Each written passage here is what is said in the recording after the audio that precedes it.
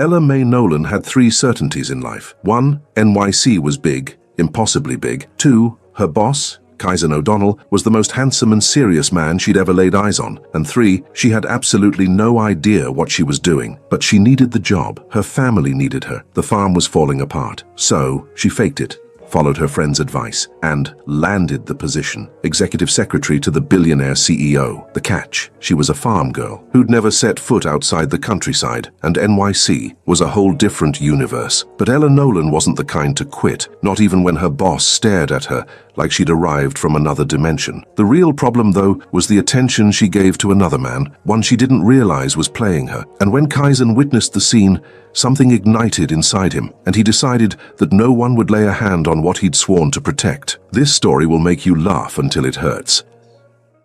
Chapter 1. First Day and Culture Shock. The sharp click of cowboy boots against polished marble turned heads across the lobby of O'Donnell Financial Tower. Ella Mae Nolan walked in, clutching a handmade leather purse to her chest, doing her best to look like she belonged, even though every inch of her screamed otherwise. Her floral dress, long and loose, drifted around her legs with every stride, and she could feel the weight of a dozen curious stares pressing against her skin. But she held her chin high, just the way she did walking through the fields back home. At the front desk, a dark-haired woman with perfect red lipstick blinked twice as Ella approached. It was a small reaction, barely noticeable, but enough to confirm what Ella was starting to suspect. She didn't exactly blend in. She smiled anyway, wide, warm, the only way she knew how. "Hi, good morning." She planted both hands on the counter. "I'm Ella, Mr. O'Donnell's new secretary. Which floor do I go to?" The receptionist, Rosie Martinez, according to her name tag, gave her a slow once-over, from the hat she'd nearly worn inside all the way down to the scuffed tips of her boots, before producing a careful smile. "30th floor, sweetheart. Executive elevator to your left." She paused, then added with a hint of hesitation, "You're heading up dressed like that?" Ella glanced down at herself. The dress had been bought for her cousin's wedding the year before, and was, by her standards, the finest thing she owned. "What's wrong with it? This is my Sunday best, my prettiest outfit." Rosie seemed to weigh whether it was her place to say more, and apparently decided it wasn't. "No, it's charming. Go on up." "He's waiting." The elevator was lined with mirrors on every wall, and Ella spent the entire 30-floor ride studying her reflection with growing doubt. Maybe she should have bought something different. Something sharper, more like the women she'd passed in the lobby. But then she reminded herself why she was here. Every dollar she earned was going straight home, and buying new clothes on day one was a luxury she couldn't afford. A soft chime announced her arrival, and the doors parted to reveal a hallway that probably cost more than her father's entire property. Kaizen O'Donnell's office sat at the far end, behind frosted glass doors, with his name etched in gold. Ella drew a deep breath, squared her shoulders and pushed, harder than she meant to. The door swung open with a bang that cracked through the silence like a whip. "Oh no, sorry, that was way too hard." She let out a nervous laugh as she stepped inside, her eyes sweeping across the most extravagant office she had ever set foot in. The man behind the desk looked up slowly. When he stood, Ella felt the breath stall in her chest. He was tall enough that she had to tip her head back to meet his gaze. Kaizen O'Donnell was everything the magazines made him out to be. Commanding, polished, with sharp features and dark eyes that seemed to peel back every layer of whoever stood before him. But in person, there was something the photographs never captured, a chill that hung around him like frost, as though he'd spent years building walls no one was ever meant to breach. He studied her in silence, and she could almost see the gears turning behind those intense eyes, trying to determine whether this was some kind of costume or simply who she was. "You're Ella Nolan, the new secretary." "That's me. So nice to meet you." She thrust her hand out with the same enthusiasm she used greeting neighbors back on the farm, and when he took it, she squeezed, firm and full, the way her father always said a handshake ought to be. Kaizen blinked. She caught him discreetly flexing his fingers once he let go. "Right." His gaze dipped briefly to the floral dress, then returned to her face. "Did you happen to read the job description? Specifically the dress code?" Ella tilted her head, the term rolling around her brain without finding anywhere to land. "Dress code? Is that some kind of password?" Something shifted behind his eyes, a quiet realization that HR had made a colossal mistake by hiring her without ever meeting her in person. She watched what might have been resignation settle across his serious features. "No, a dress code. Guidelines for appropriate office attire." The words landed harder than she expected. She looked down at her dress, running her fingers over the floral fabric. "This isn't appropriate." Her voice came out smaller. "But it's my nicest one. I got it for my cousin's wedding." Kaizen exhaled, a long long, heavy breath that seemed to carry the weight of problems he didn't have the energy to solve. But then he gestured toward the chair across from his desk. "I'll have HR send you the handbook." A beat passed, and when he spoke again, his tone was marginally softer. "Sit down.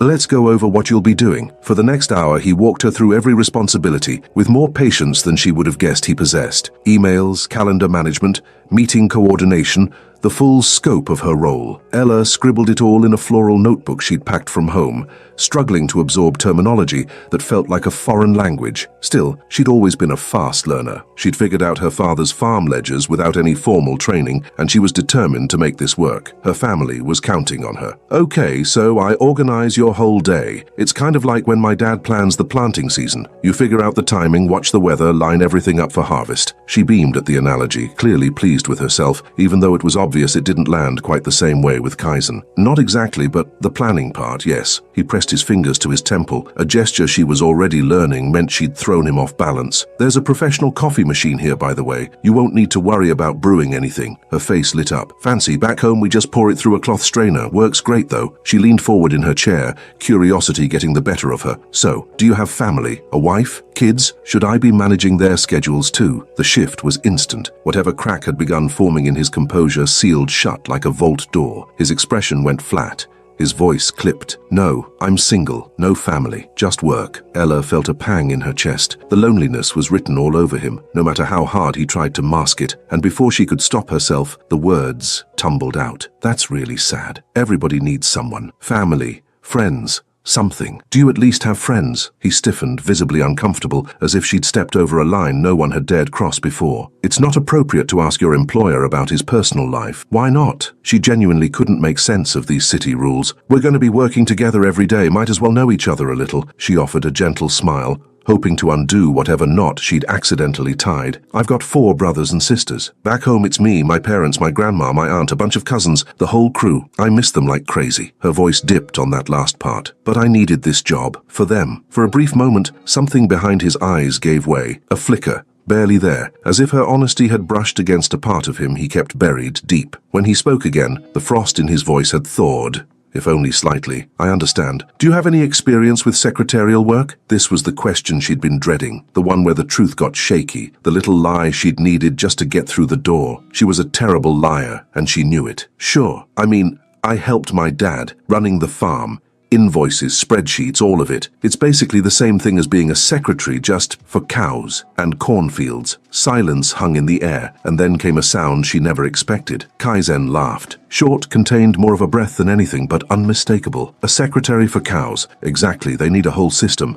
Vaccinations, feeding schedules, breeding charts. It's just like what you do here, except with horns." She was rolling now, thrilled that she'd found a connection that seemed to work. The laughter vanished as quickly as it had come, as though he'd caught himself doing something he wasn't supposed to. But the ghost of a smile still lingered at the edges of his mouth as he slid a folder across the desk. "Enough. I need these emails answered." "Yes, sir." She grabbed the folder and headed out, her heart noticeably lighter. She'd made her boss laugh on the very first day. That felt like a win. What she didn't see was Kaizen sitting alone afterward, that faint smile still tugging at his lips, turning over the thought that she was unlike anyone who had ever walked through his doors, and that he couldn't yet tell whether that was a good thing or a very dangerous one. 2 hours slipped by as Ella wrestled with the emails, each one packed with corporate jargon that might as well have been written in code for someone who'd spent her entire life around fields and livestock. Then she stumbled on a message that stopped her cold, and before she knew it, she was marching back into Kaizen's office, laptop in hand. "Mr. O'Donnell, quick question." She walked in without knocking.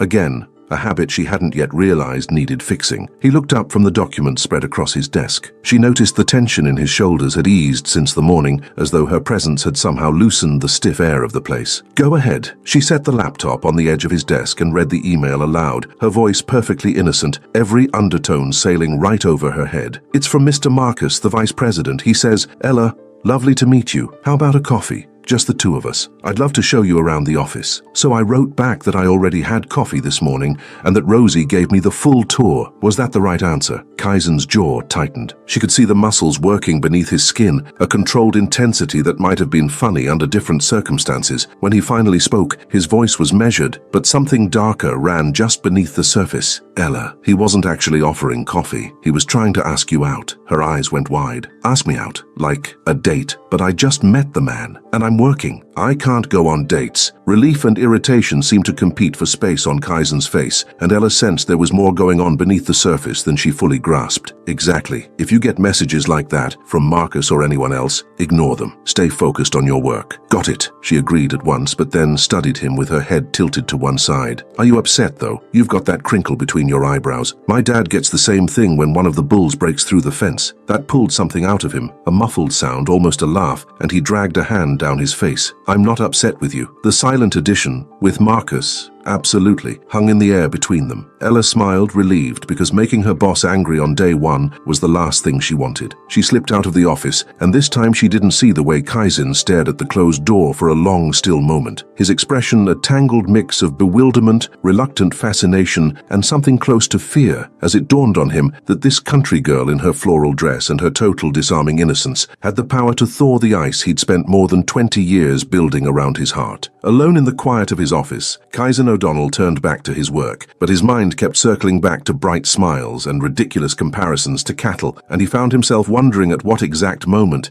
he'd lost his grip on the situation. Chapter 2. Epic Misunderstandings and Protection begins. Ella Mae Nolan showed up the next morning looking like a different person, at least from the neck down. Rosie had spent the previous evening texting her photos of office-appropriate outfits, and Ella had rushed to a discount store to put together something that wouldn't scream country fair. The pencil skirt hugged her hips tighter than anything she'd ever worn. The satin blouse felt like a costume, and the heels were Rosie's idea, and Ella was already regretting it.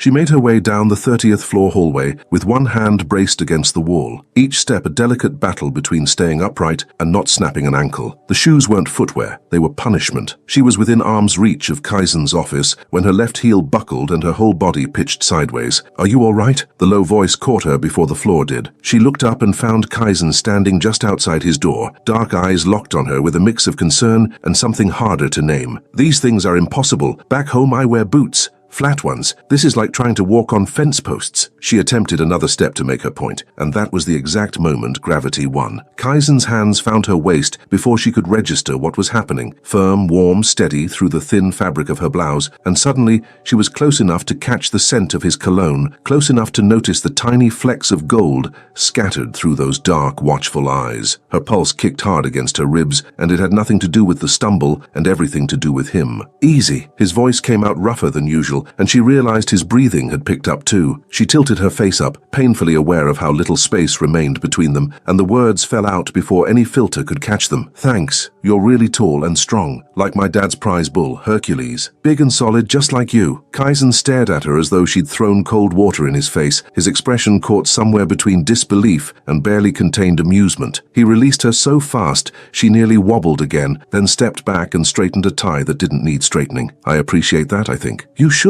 Hercules took 3 ribbons last year. That's a huge compliment." She grinned, entirely unaware that comparing her boss to livestock wasn't standard corporate etiquette, and then made her way to her desk, with whatever dignity the heels would allow. The morning settled into a manageable rhythm of filing, sorting, and answering emails, and Ella was beginning to believe she might actually survive day 2 when Kaizen appeared at her desk and informed her she'd be sitting in on a meeting with investors to take notes. Panic hit her instantly. Investors sounded terrifying, but she grabbed her floral notebook and followed him to the conference room with her jaw set. The meeting opened with stiff formality. Ella tucked herself into a corner, notebook ready, trying to project competence while men in tailored suits tossed around numbers and strategies that might as well have been in a foreign language. Then one of the investors, a silver-haired man with a crisp British accent, leaned forward and declared with complete seriousness that they needed more aggressive penetration in the Asian market. Ella wrote it down word for word because it sounded important. When a second investor followed up by insisting they needed to expand vigorously, assuming multiple positions to maximize performance, she kept writing with the same careful focus. There wasn't a flicker of anything on her face.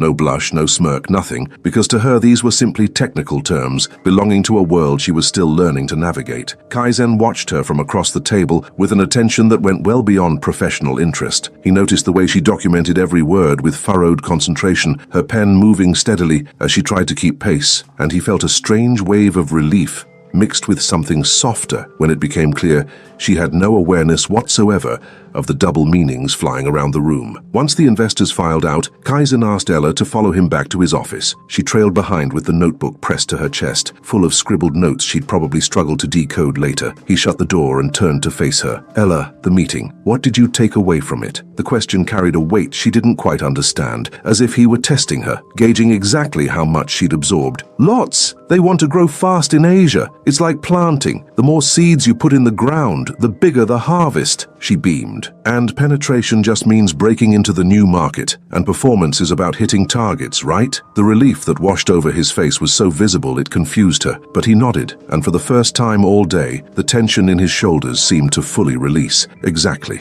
Well done." She lit up at the praise. His approval already carried more weight than it should, and then, sensing his mood had thawed, she decided to push her luck. "Can I ask you something?" He exhaled as if bracing himself. "Depends. How come you never smile? I've only seen it once.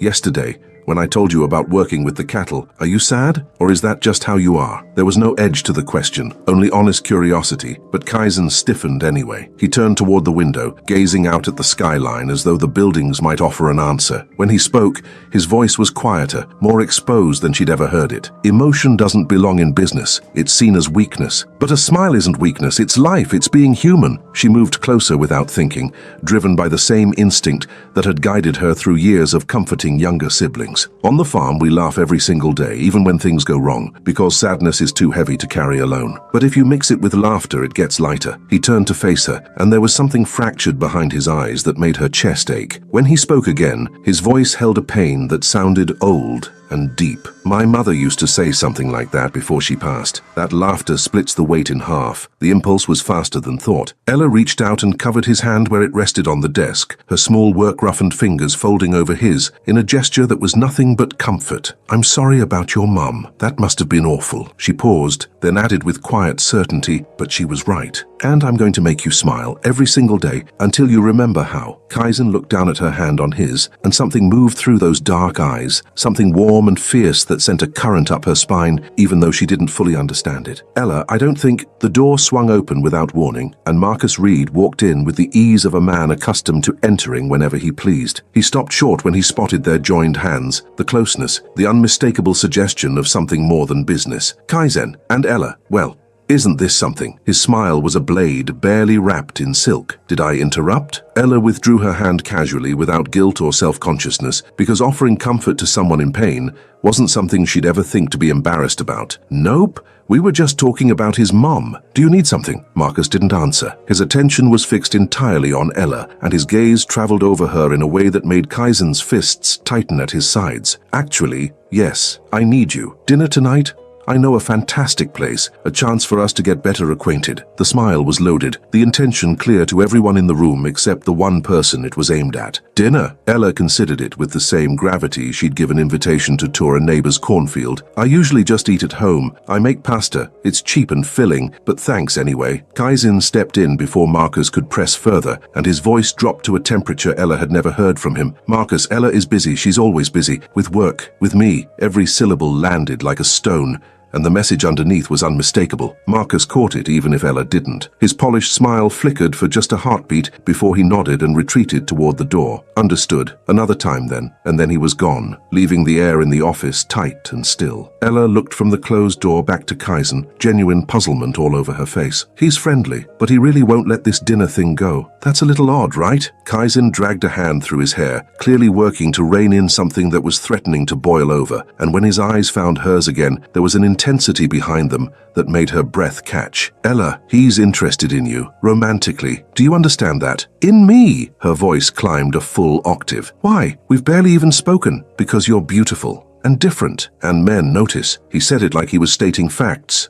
Sky is blue, water is wet, but there was a possessive undercurrent running beneath the words that he was doing his best to bury. Heat rushed to her face, and suddenly The office felt far too small for the two of them. "You think I'm beautiful?" He went rigid, as if the sentence had escaped without clearance, and she saw a flash of regret before he reassembled his composure. "Objectively, yes. Which is exactly why you need to be cautious around men like Marcus. His intentions aren't what you think." Curiosity got the better of caution, and the question left her mouth before she could stop it. "What about you? Are your intentions good?" The silence that followed was thick enough to touch. She could feel something electric suspended in the narrow space between them, and she watched Kaizen shut down completely, jaw locked, eyes too dark, clearly at war with whatever answer was fighting to come out. When he finally spoke, his voice was rigid, almost mechanical. "I'm your boss. My intentions are strictly professional." The lie floated between them like smoke, but Ella was too guileless to see it for what it was. She simply nodded and smiled, trusting him because she had no reason not to. "Okay, good to know." And as she walked out to return to her desk, Kaizen O'Donnell stood alone in the silence of his office, left with the lie still ringing in his ears and the dawning, terrible certainty that he was in serious trouble, because there was absolutely nothing professional about the way he felt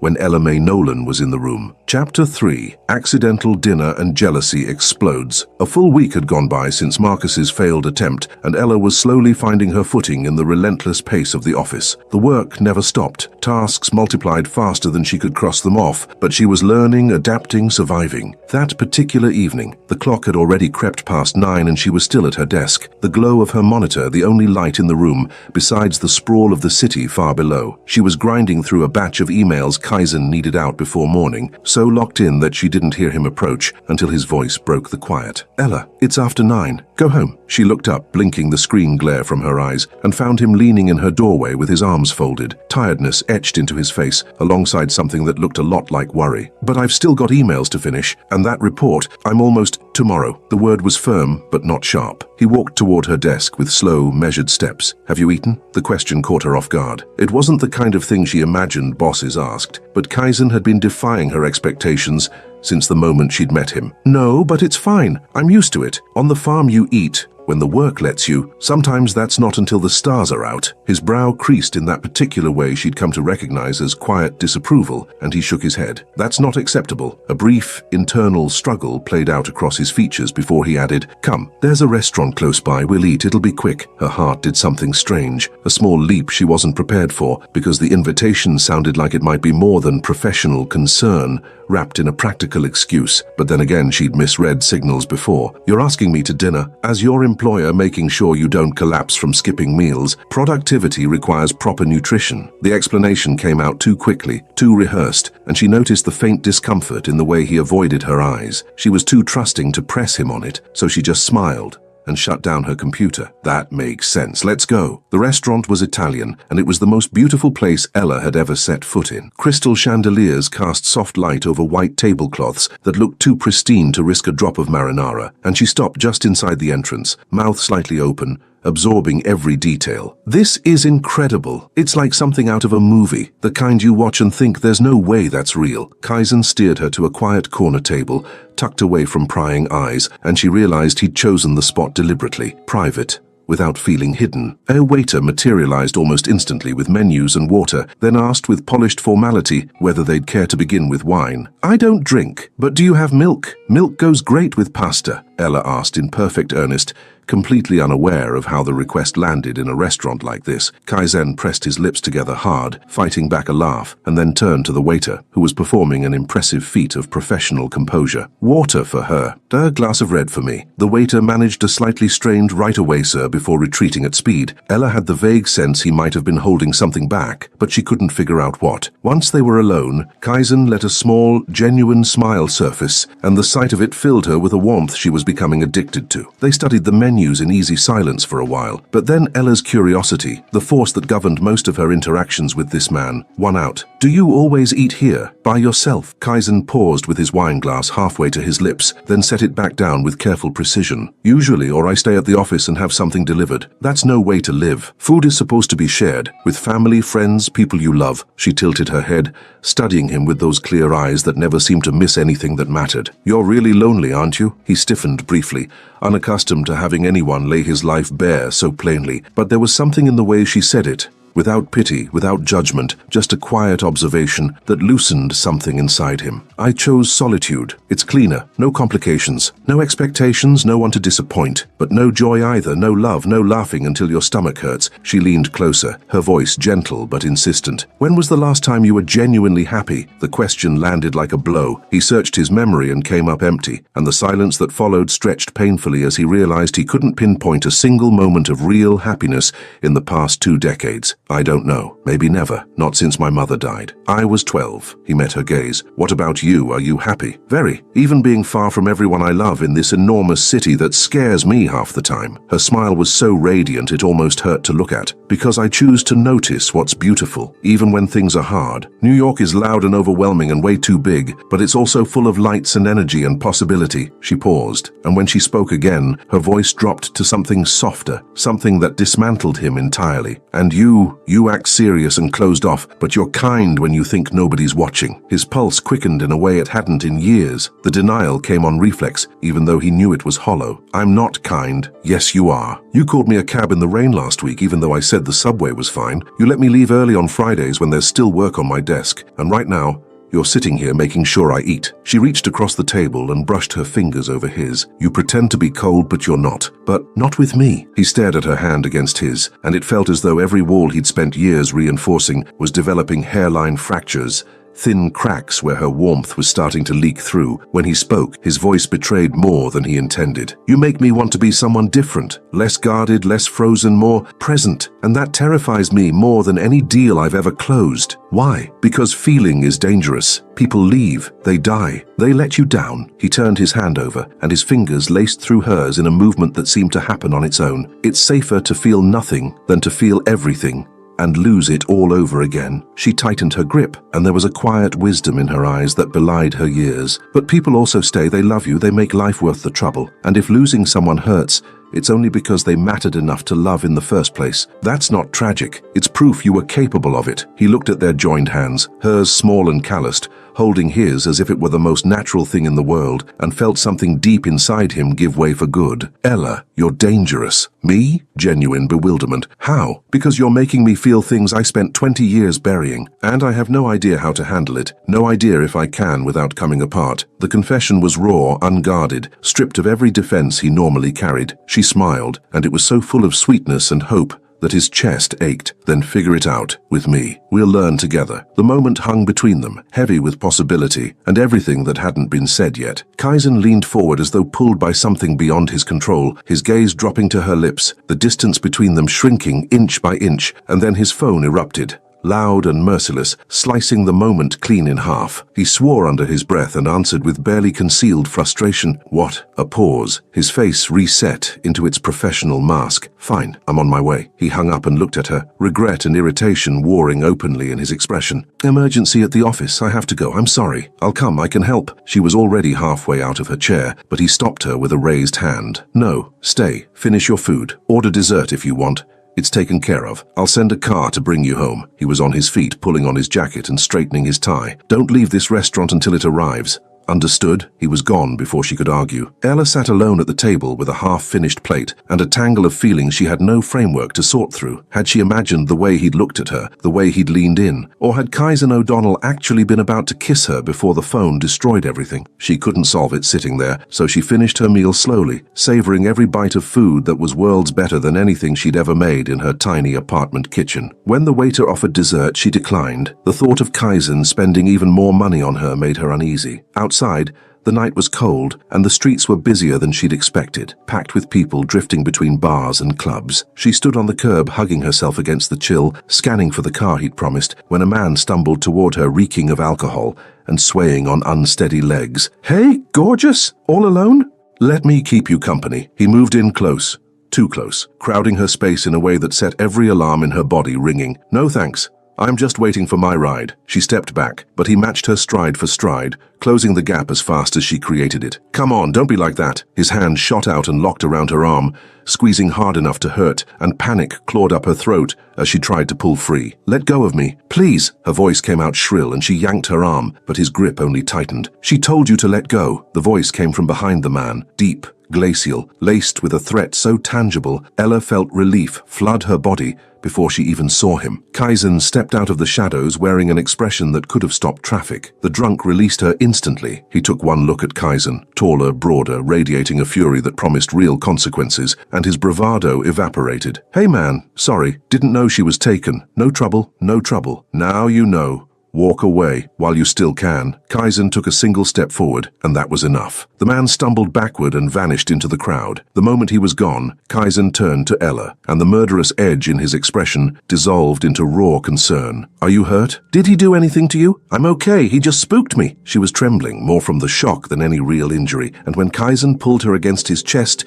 she grabbed fistfuls of his jacket and held on. He wrapped her up tight, one hand cradling the back of her head, the other firm around her waist, and she could feel his heart hammering through his shirt. "I shouldn't have left you alone. This city isn't safe, especially not for someone like you." She lifted her face without leaving the shelter of his arms, her cheek still pressed to his chest. "Someone like me? Someone good. Someone who trusts too easily. Someone this world doesn't deserve." He looked down at her, and the intensity in his eyes made her pulse stutter. "You need protecting, and I'm going to be the one who does it. Always. No matter what. Are we clear?" The words sank into a place deep inside her, and suddenly everything she'd been struggling to understand clicked into focus. The way he watched over her, the tension when other men got too close, the glances he thought she didn't notice. "You care about me, really, truly care." He didn't dodge it this time. His voice was low, steady, and absolute. "Yes, more than I should. More than makes sense. More than is safe for either of us. I care about you too." She said it the way she said everything, simply, honestly, without pretense. He went very still. She could see the war behind his eyes, the pull between what he wanted and what he believed he was supposed to do. She saw him lean closer, saw his gaze fall to her mouth, felt his breathing change, and then, with visible effort, he stopped himself and eased back. "Come on, I'm driving you home, personally. I'm not trusting anyone or anything else tonight." He kept his arm around her shoulders as he walked her to his car, and she let herself lean into his side, feeling safer than she had since the day she'd arrived in New York. And as Kaizen O'Donnell navigated the bright, restless streets with Ella in the seat beside him, he found himself accepting a truth he could no longer outrun, that protecting this girl from the countryside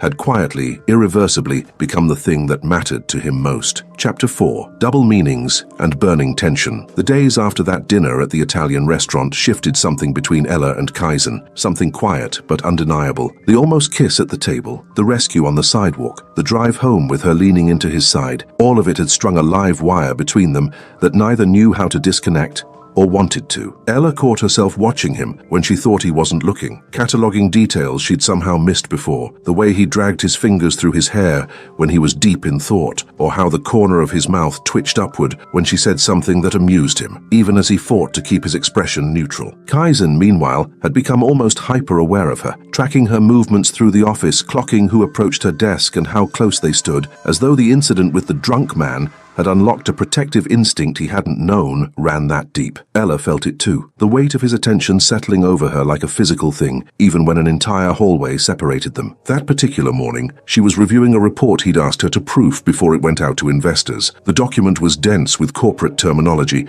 and she'd been grinding through it line by line when a sentence pulled her up short. She read the paragraph 3 times, couldn't crack it, and decided she needed help. Laptop in hand, she headed for his office. "Mr. O'Donnell, I've got a question about this report." She walked in without knocking, a habit he'd quietly stopped correcting, because somewhere along the way he'd started to like the way she simply appeared in his space without preamble. He looked up from his screen and waved her closer. She circled the desk to stand beside him, angling the laptop so they could both see. "What's the issue?" "This section about the new product line," she read aloud with perfect seriousness, not a flicker of awareness on her face. "The performance needs to be hard and sustained to completely satisfy the clients." "Is that talking about quality?" Kaizen had been mid-sip when the words left her mouth. Coffee went down the wrong pipe and he coughed violently into his hand, eyes watering as he fought to recover. Yes.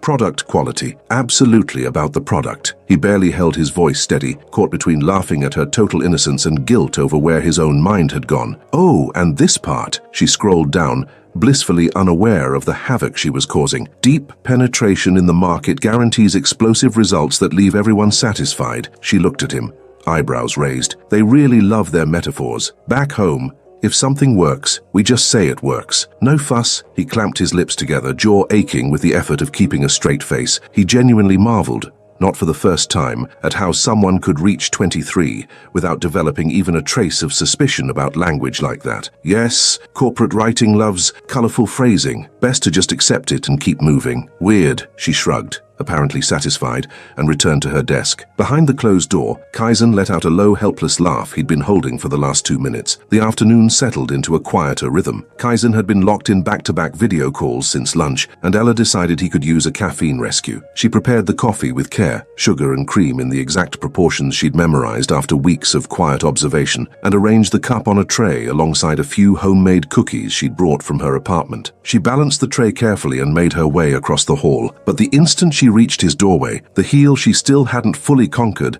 buckled beneath her. She lurched forward, and the coffee launched from the cup in a graceful, devastating arc, landing squarely on Kaizen's chest. He had risen from his desk at precisely the worst possible second. No, no, no, I'm so sorry. Panic seized her. She dumped the tray on the nearest surface, snatched a handful of tissues from his desk, and started scrubbing at his chest in frantic circles, desperate to undo the damage spreading across his white shirt. It was these stupid shoes. I tripped and... Ella, I can handle it. You don't have to. His voice cracked as it registered that her hands were pressed flat against his chest, rubbing firmly through wet fabric, sending jolts of heat through his body that had nothing to do with temperature. No, I did this, so I'm fixing it. She kept going, completely consumed by the stain, oblivious to how rigid he'd gone beneath her palms, how his breathing had turned shallow and uneven, how every muscle in his torso was locked tight. Kaizen felt each point of contact like a brand. She was too close, close enough that the scent of flowers and vanilla filled his lungs, close enough that the curve of her neck was right there, inches from his mouth. Ella, stop. It came out rougher than he meant it to. She froze, hands still flat on his chest, and lifted her eyes to find his face far closer than she'd expected.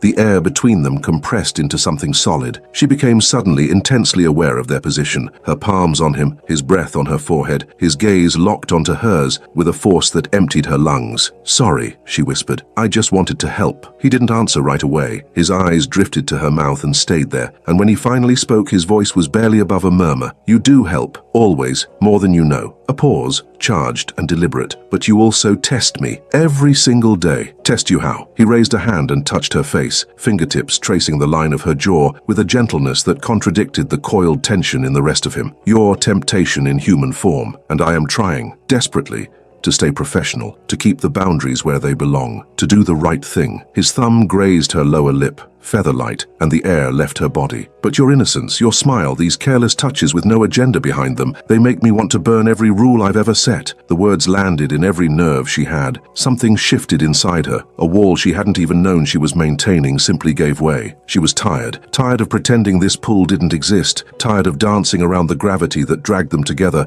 no matter how many times they stepped apart. What if I wanted the rules gone too? The question hovered between them, dense with everything unsaid. Kaizen closed his eyes as though fighting himself, and when he opened them again, the conflict was written plainly across his face. Then, we complicate everything, boss and employee. It's a line that's not supposed to be crossed. But do you want to cross it? She asked, even though his hand on her face and the pattern his thumb was drawing against her skin had already answered. More than I want air, more than anything I've ever wanted. The words came out stripped bare, and when his eyes met hers, the vulnerability in them stole what little composure she had left. Something inside her broke, every hesitation, every uncertainty dissolving at once, and the next sentence escaped before she could weigh it. Then kiss me, please. His control didn't crack, it shattered. One hand slid to the back of her neck and pulled her in, and his mouth found hers in a kiss that was nothing close to gentle. It was urgent and fierce, and loaded with weeks of tension. Every stolen glance, every accidental touch,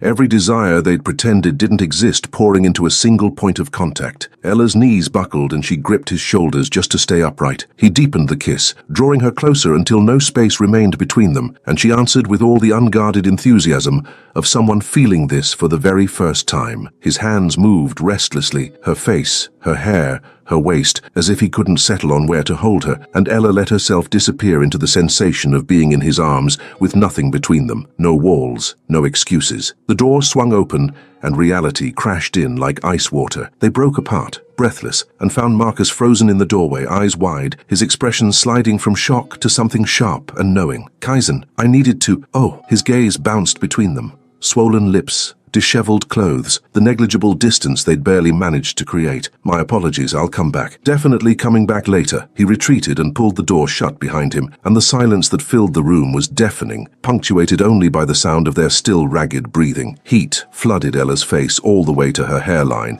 as the full weight of what had just happened settled in, what Marcus had seen, what it would look like, what it meant. "That was," she started, but the sentence had nowhere to land. "A mistake. It shouldn't have happened. You work for me and I can't," Kaizen began, but she cut him off before he could finish. A mistake? The kiss was a mistake? The hurt in her voice was raw, and she watched it register on his face like a wound. He pressed a hand over his eyes, visibly torn, and when he looked at her again there was regret and want tangled together in his gaze. "No, the kiss wasn't a mistake. It's the most right thing I've felt in years." He stepped closer and took both her hands. "But the timing was wrong, the place was wrong. Ella, I want you badly, recklessly, more than is wise, but I need to do this properly.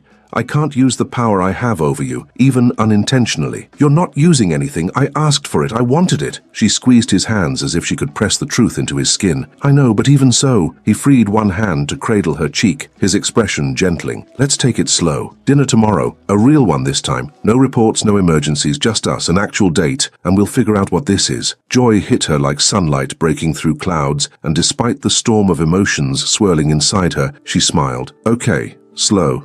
A date, tomorrow." "Tomorrow." He leaned down and kissed her forehead, and the tenderness of it undid her more than the first kiss had. "Now I need to find a clean shirt before HR files a complaint about the CEO being seduced in his own office." The lightness in his voice was deliberate, an attempt to release the pressure still thick in the air. She laughed. Genuine, bright, relieved. "Technically, I'm the one who seduced you with coffee. Accidental seduction, but it still counts." Kaizen smiled then, fully and without restraint, and it transformed his entire face. Fair point. Death by spilled coffee. Completely lethal. Never saw it coming. And as Ella walked back to her desk with her pulse still hammering, and the ghost of his kiss still burning on her lips, Kaizen O'Donnell stood alone in his office, holding a ruined shirt and wondering how he was possibly going to make it to tomorrow without kissing her again. Chapter 5. Official date and declaration. The evening arrived wrapped in a nervousness Ella couldn't shake. She changed outfits 3 times in 30 minutes before finally surrendering and pulling the floral dress back over her head, the same one she'd worn on her very first day. It was the thing that made her feel most like herself, and if Kaizen truly wanted to know her, then he'd have to accept the country girl as she was. Simple dresses,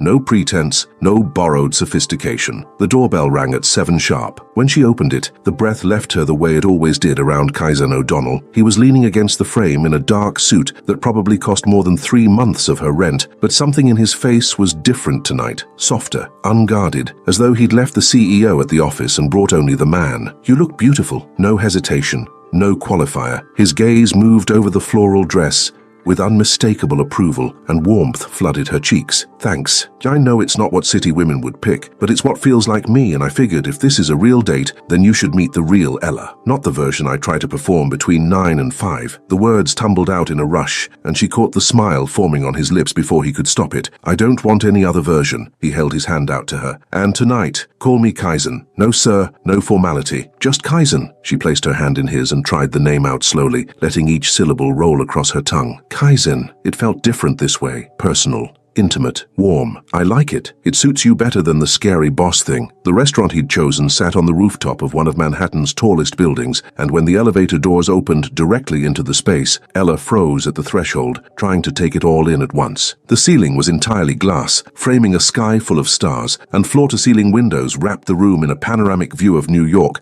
glittering like a jewel box stretched to the horizon. "This is incredible. It's like floating, like we could just reach up and grab the stars." She rushed to the nearest window like a kid on Christmas morning, pressing both palms flat against the glass, mesmerized by the city sprawled beneath her. Kaizen came up behind her, not quite touching but close enough for his warmth to reach her back, and when he spoke his voice was low and private in a way that sent a shiver down her spine. "I chose this place for you. I thought you'd love the sky, the lights, all of it." She turned and found him right there, sharing the same air, and something so deep lived in those dark eyes that her chest ached. "But why me? I'm just a girl from a farm. Nothing special, nothing polished, nothing like the women a man like you usually brings to places like this." He lifted a hand to her face with a tenderness that defied the intensity behind his gaze, and the words that followed carried no shield at all. "You're everything special, every single part of you. You made me feel again after 20 years of ice and silence. You brought laughter and light into a life that was nothing but work and emptiness. His thumb traced her cheekbone. I don't want sophistication or strategy or women who know all the right moves. I want you. Floral dresses, bull comparisons,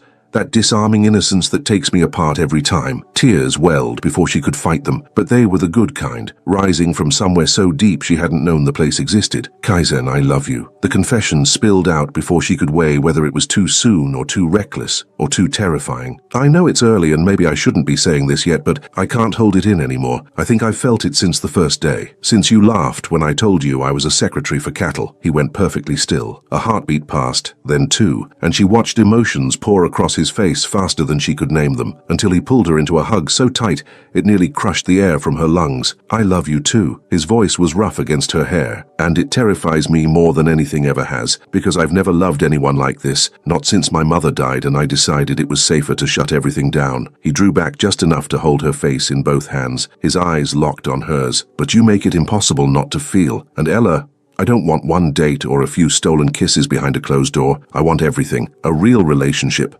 commitment, a future, all of it. You rewrote my entire life, and I can't imagine going back to the version that existed before you walked into my office, dressed for a wedding. She laughed through the tears and flung her arms around his neck with enough force to stagger him. Even with me being strange and clueless and country, and not understanding half of what people say in this city, especially because of all that, you're real, genuinely, stubbornly real, in a way no one else here is.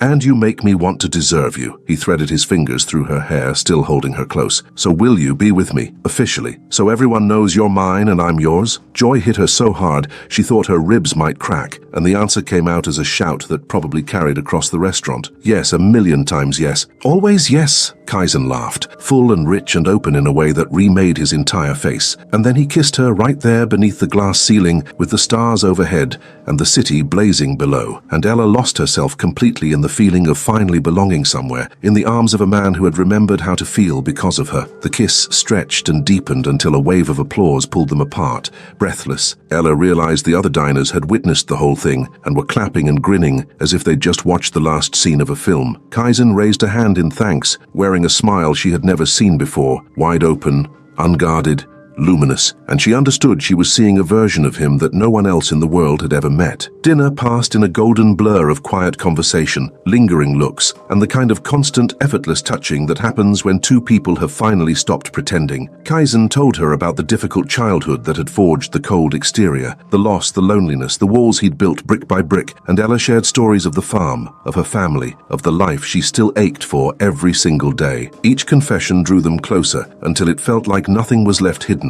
The weeks that followed reshaped the office in ways no one could have predicted. Ella was still technically Kaizen's secretary, but everyone understood she was far more than that now. Kaizen made no effort to conceal the relationship. He felt no shame and carried no regret. And the way he looked at her told anyone paying attention that Ella Mae Nolan had cracked open the chest of Manhattan's most untouchable CEO and settled in for good. One morning, Marcus paused at the open door of Kaizen's office. Ella was sorting files nearby while Kaizen worked at his desk, his arm resting casually around her waist in a gesture that had become second nature. Kaizen, meeting at 3. Got it. Kaizen didn't look up from his screen, but his arm drew Ella a fraction closer, and she leaned into him without thinking. Marcus shook his head, and this time the smile on his face was genuine, free of the sharpness it used to carry. Something close to respect colored his voice. You've changed, seriously. Before you were all frost and distance, never cracked a smile. Now you light up every day like someone just told you life comes with flavor. Kaizen finally lifted his eyes from the monitor and turned them to Ella, and the tenderness in his expression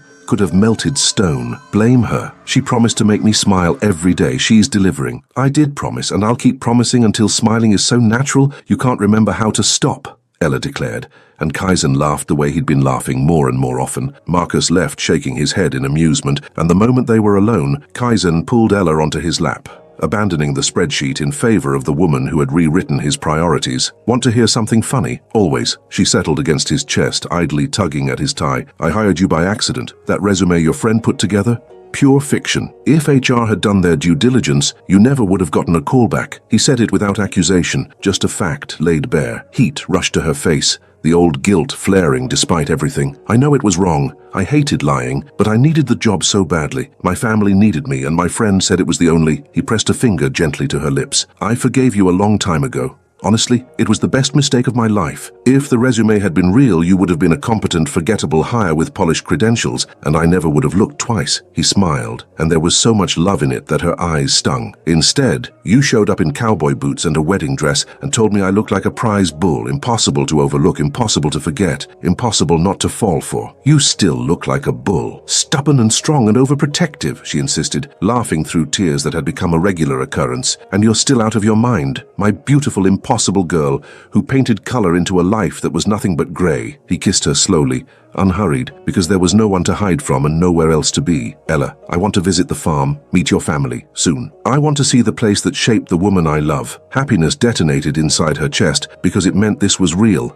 It was serious. It wasn't something that would evaporate come Monday morning. "Really? Oh, they're going to love you. Dad will drag you through every acre and show you every single cow, and Mum will feed you until you beg for mercy, and my brothers and sisters will interrogate you for hours," and he cut her off with another kiss because she was spiraling in the best possible way. "I can't wait, because I already love you and I'll love everything that's part of you. You saved me, you know." She took his face between her hands, needing him to hear this clearly. "I was alone and terrified in this massive city, and you protected me. You made me feel safe when everything was unfamiliar and overwhelming. You're my stubborn, overprotective bull, forever." He laughed, and the sound filled the office like sunlight. "This nickname is permanent, isn't it? It's going to follow me to the grave. Absolutely permanent. Non-negotiable. Accept your fate." She held a straight face for approximately 2 seconds before dissolving into laughter herself. "You're my bull, Kaizen. Deal with it. And you're my farm girl who stormed the city and stole my heart without even trying." He pulled her closer, breathing in the scent of flowers that always clung to her. "Forever. You're mine forever. And you're mine, my stubborn bull who remembered how to smile." She sealed it with a slow, deep kiss that carried everything words couldn't reach. There on the 30th floor, with the city stretching endlessly below, two hearts that had no business fitting together found a rhythm that was entirely their own. Proof that the strangest accidents can lead to the most extraordinary outcomes, that warmth can crack through the thickest ice, and that love doesn't require polish or strategy, just two people brave enough to be exactly who they are. The future unfolded ahead of them, full of farm visits and family introductions and plans still taking shape, but none of it mattered as much as this: the warmth of each other's arms, the certainty that they'd found where they belonged. And when Kaizen smiled against her lips mid-kiss, Ella knew she'd kept her promise.